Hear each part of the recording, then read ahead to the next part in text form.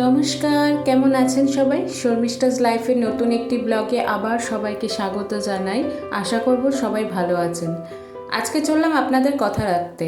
আগের দিন বলেছিলাম আপনাদেরকে একটা জিনিস আমি দেখাবো, হয়তো সেটা হাফ দেখিয়েছিলাম, পুরোটা দেখাতে পারিনি। তো আজকে চললাম সেই উদ্দেশ্যে। দেখতে থাকুন, হ্যাঁ কি দেখাতে চলেছি। দুপুরবেলা লাঞ্চটা সেরে ভাবলাম আজকে আমার পরিবারের সাথে সেটা শেয়ার করতেই হবে। তো সুতরাং সেই উদ্দেশ্যেই ছুটে চলাম। কিন্তু জানেন তো, লাঞ্চ করতে গিয়েছিলাম এক জায়গায়। আসুন দেখাচ্ছি কোথায় গিয়েছিলাম, কিন্তু দুর্ভাগ্যক্রমে আমার আজকে সেটাও জুটল না। চিনতে পারছেন জায়গাটা? Dacres lane. গিয়েছিলাম আজকে অরুণদার একটু খিচুড়ি খেতে। আমি কোনোদিনও খাইনি, বহুবার ভিডিও দেখেছি, বহু জায়গায় ভিডিওতে শুনেওছি যে ওনার খিচুড়ি নাকি খুব টেস্ট খেতে, জয় মাতারা। তো ঢুকতেই তার দোকানগুলো দেখতে পেলাম, তখন মনটা একদম আনন্দে ভরে গিয়েছিল যে যাই হোক আজকে খেতে পারবো অরুণদার খিচুড়ি। শুনেছি নাকি খুবই ভালো খেতে, কিন্তু যাই হোক কপালে আর জুটবে না। আসুন তবে দেখা যাক তাহলে কি খেলাম আজকে।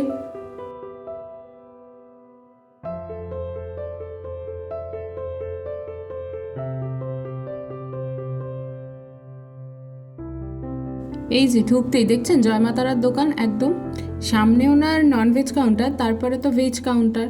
যথারীতি সেখানে গিয়ে দেখলাম দোকান বন্ধ। মায়ের কলায় মালাগুলো ঝুলানো রয়েছে, ভেবেছিলাম হয়তো খোলা আছে, কিংবা হয়তো খাওয়ার শেষ তাই বন্ধ, জানি না, আমি ঠিক টাইমিংটা জানি না। কেউ যদি জেনে থাকে আমাকে বলবেন তো। তারপর আর কি, চলে গেলাম চিত্তবাবুর দোকানে। শুনেছি নাকি সেখানে স্যুপ খুব সুন্দর খেতে, খুব টেস্টি খেতে। তা ছেলে এখন বড় হচ্ছে, ওকেও তো বিভিন্ন জায়গায় খাবার ট্রাই করাতেই হয়, তাই চলে গেলাম ছেলেকে নিয়ে চিত্তবাবুর দোকানে একেবারে স্যুপ ট্রাই করতে। তো চলুন দেখি। স্যুপগুলো না ঠিক আমার অতটা টেস্টি লাগেনি, বাট হ্যাঁ খেতে ভালো, রিজনেবল প্রাইসের মধ্যে আপনার একদম ভালো খেতে। আর আমাকে দেখছেন ওই যে নিত্যদিনের মতন আমি একদম ঘেমে চেমে ভিজে যাই, জানি না কেন আমার প্রচণ্ড ঘাম, তাই আর কি কাক ভেজা হয়ে যায়। যাই হোক চলুন স্যুপ ট্রাই করা যাক। আমার ছেলে কিন্তু খেয়ে বেশ ইয়াম্মি বলেছিল, কারণ ওর নাকি খুব ভালো লেগেছে, ওর খুব টেস্টি লেগেছে। ওর তো নুন হলুদ কিছু না লাগলেও টেস্টি লাগে, কিন্তু স্যুপটা বাচ্চাদের জানি খাওয়া ভালো, বাইরের স্যুপ নয় ঘরের স্যুপ, তবু আর কি ট্রাই করলাম। আর হ্যাঁ, আর সাথে স্যুপের সাথে নিয়েছিলাম হচ্ছে আপনার টোস্ট, বাটার টোস্ট দিয়েছিল, তবে টোস্টটা আমার ভালো লেগেছিলো।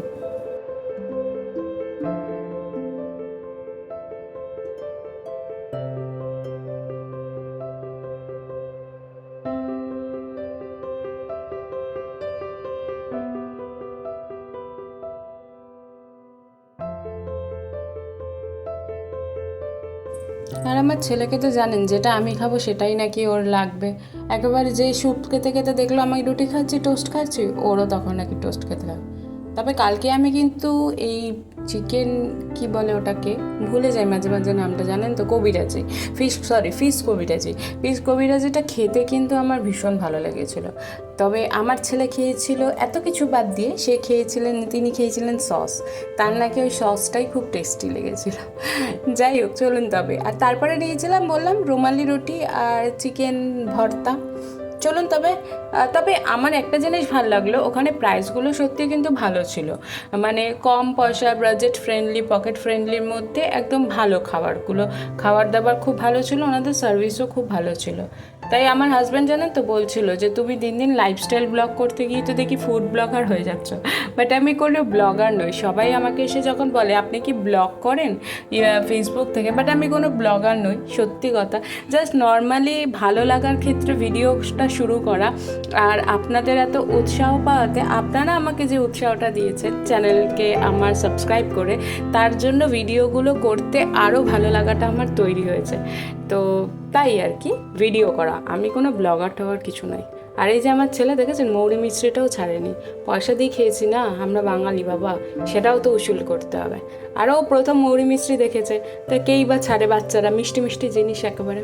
চলুন আপনাদের আজকে একটা জিনিস দেখায়, ছেলেকে দেখাতে নিয়ে গেছিলাম, আপনাদেরই বা কেন বাদ দিই বলুন তো।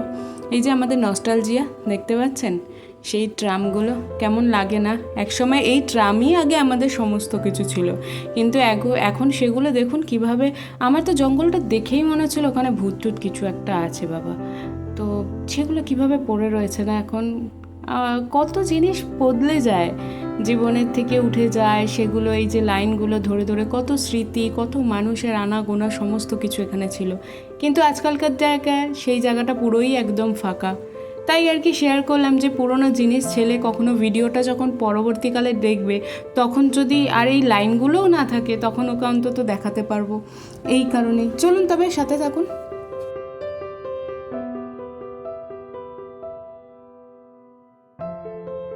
চলুন এখান থেকে বেরিয়ে আপনাদেরকে নিয়ে যাব আজকে আপনাদের কথা রাখতে, নাকি গঙ্গা আরতি দেখাতে।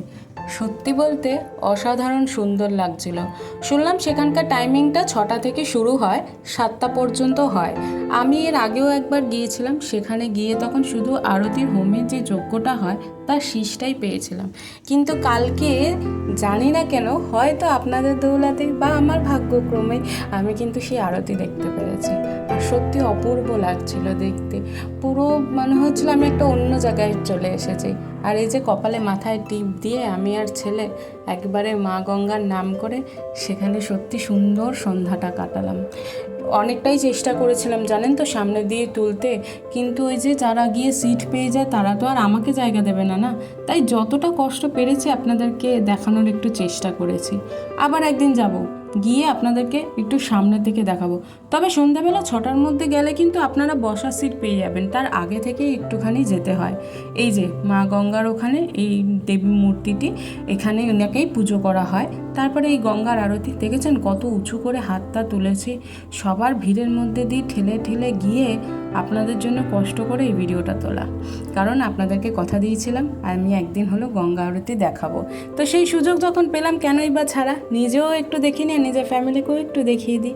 আমার বাড়িতেও এসে দেখালাম। আমার দাদু দিদা দেখে তো খুব খুশি হয়েছে, কিন্তু ওনাদের তো বয়স হয়েছে, সেখানে যাওয়াটা সম্ভব নয় জানেন তো। তাই এই ভিডিওর মাধ্যমেই সবাই দেখছে।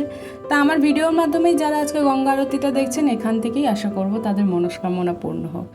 আর এটি হচ্ছে বাবুরঘাটে, সেখানে একটি মন্দির রয়েছে, এই যে রাম মন্দিরের মতনই করা, মানে রাম মন্দির নয়, মানে রাম ঠাকুর ছিল আমি সেটা বলতে চাইছি। আর দূরে একটি ঠাকুর ছিল আমি সেটা কি বলতে পারবো না, এবং শিবের মূর্তি ছিল। তো যাই হোক, সেই মূর্তি দর্শন করে আর ওই যে আগের দিন যাকে দেখতে পেয়েছিলাম, উঠতে পারিনি বলেছিলাম না আপনাদের সঙ্গে, মিলেনিয়াম পার্কে গিয়ে লঞ্চটা ছেড়ে দিয়েছিল, ওঠা আর হয়নি। তো আজও তার দর্শন হলো, কিন্তু ওটা হয়তো ছাড়ে মিলেনিয়াম পার্ক থেকে, ওটারও টাইমিং আমার জানা নেই জানেন তো। কিন্তু ওটাও আবার একদিন কোনো একদিন উঠে আপনাদের সাথে অবশ্যই শেয়ার করব। কি ভাল লাগছে দেখুন গঙ্গার পাড়টা দেখতে। নেমেছিলাম একটুখানি, খুব ভয়তে ভয়তে, আমার ভীষণ ভূতের ভয় জানেন তো, এই একটা জিনিসকে আমি ভীষণ ভয় পাই। তাই যতটা পেরেছি আপনাদের জন্য ততটা শেয়ার করেছি। দূরে ওই যে ছায়াটা পড়ছে ওটা দেখতেই অসাধারণ লাগছিল, আর আমার ছেলে তো ওই পাড়ে দাঁড়িয়ে একদম সেই ভিউটাই ফিল করছিল। যাই হোক চলুন এবার আর কি, তার বাবার সাথে তার খুনসুটি। চলুন তবে আপনারাও দেখুন আর আমার সাথে উপভোগ করুন। আর সত্যি কথা বলতে আপনাদের জন্যই আজকে এখানে যাওয়া, আমার কথা রাখাতে। আপনারা যেমনি আমার সাবস্ক্রাইব করে আমার কথা রেখেছেন, তো আমিও আপনাদের সঙ্গে কথা রেখেছি। আবার অন্য একদিন যাব, সামনে থেকে দেখাবো। আজকে তবে এখানেই শেষ করছি। আশা করব সবাই ভালো থাকবেন, সুস্থ থাকবেন, সাবধানে থাকবেন। আবার দেখা হবে নতুন কোনো ব্লগে, নতুন কোনোভাবে, নতুন কোনো দিনে। সবাই ভালো থাকবেন, সুস্থ থাকবেন, এই মনস্কামনা করি। টাটা।